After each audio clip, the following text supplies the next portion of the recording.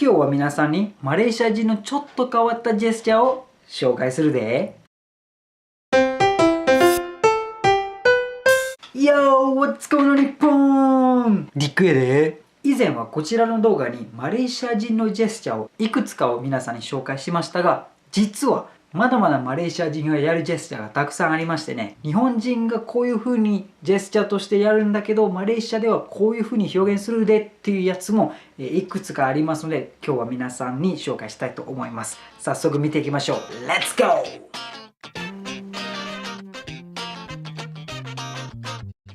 このポーズですね。このポーズだと日本ではね、こちらお金っていう意味を表すんですけど、私は初めて見た時はこれはなんか仏教の仏像のポーズなんちゃうかなと思いましてね、これはお金と思いませんでした。逆にマレーシアではどういうふうにお金を表現するかというと、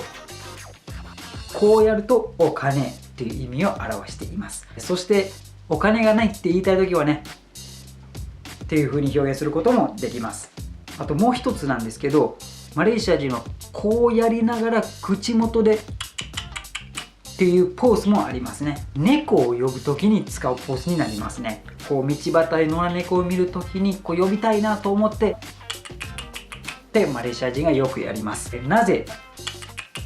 っていう音をやるかっていうと、マレーシアにはヤモリっちゅうやつが結構おるんですよ。額縁の裏とかね、こうチラリズムするとこうヤモリがチララって走ったりするのが普通に見かける光景ですね。このヤモリたちの鳴き声がという風に鳴くので、多分これを真似してるなんちゃうかなと私は個人的に思います。続いてのポーズを見ていきましょう。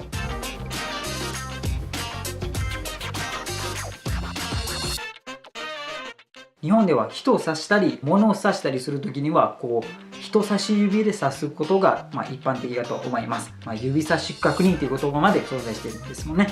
マレーシアでは人を指す時にこういう風に指すっていうよりも、こう親指で指すのがどっちかというとやる人が多いかなと思いますね。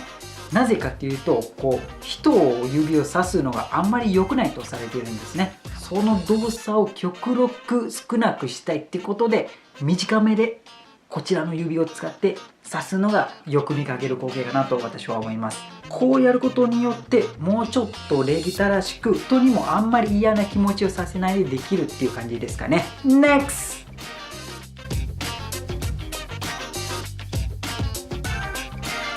飲むっていうポーズですよね。日本ではこう飲みに行こうと誘いたい時にはこちらのコップを持ちながらのポーズを使って誘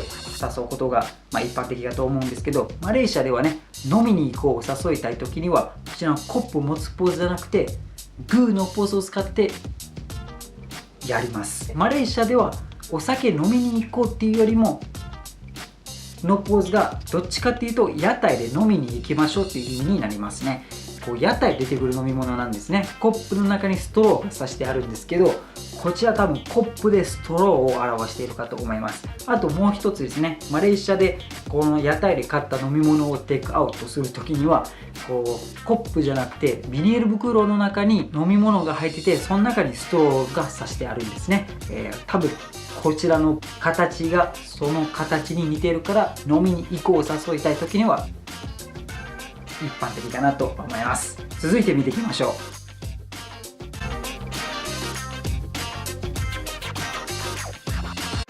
う。日本ではこうやると女の人っていう意味を表すんですね。マレーシアではこうやるとどっちかというと約束をするっていう意味になりますね。日本では指切り玄米っていう歌があるじゃないですか。小指と小指をこうやるんですね。多分この動きからできたジェスチャーかなと私は思います。続いて見ていきましょう。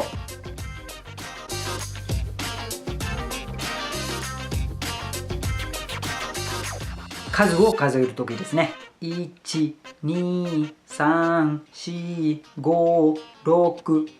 数え方なんですね。マレーシアでは人差し指から始まるんじゃなくて、数える時に親指から始まるっていうか、出川スタイルでやるのがサトゥ、ルアっていがやっぱり今は一般的というか普通かと思います。そして6を表す時はね、日本ではこういう風に表すことが多いんですけど、マレーシアではこう表す人もいるんですね。これはどっちかというと、中国でのジェスチャーかと思うんですけど、マレーシアではこうやる人もおるし、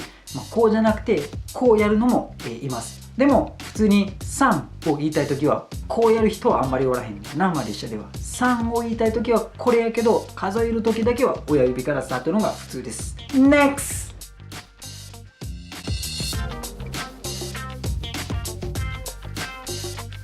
サイズを表す時ですね。日本ではさっきのようにこういう風にサイズで表すことが多いんですけど、マレーシアではサイズを表す時にっていう風にやる人がおんねん。どういう風にサイズ見とるかっていうと、中指先からここまでっていう風に読み取ることができます。若い人よりも年寄りの人がよくやるんちゃうかなと思います。そしてちっちゃめのサイズを表す時はね、こう使うんですよ。指先からここまでとかがこんぐらいですっていう風に表現する人も少なくはないんです。続いて見ていきましょう。